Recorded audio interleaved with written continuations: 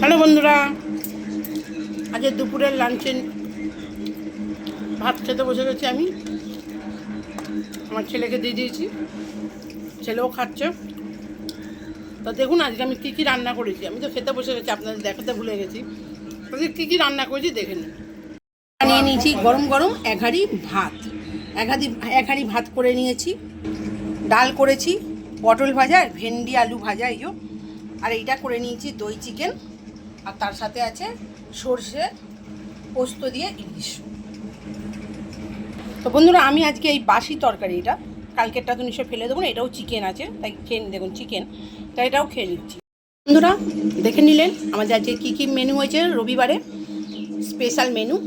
তো আজকের মতো আমি আমার ভিডিওটা এখানে শেষ করলাম, বেশি বাড়ালাম না।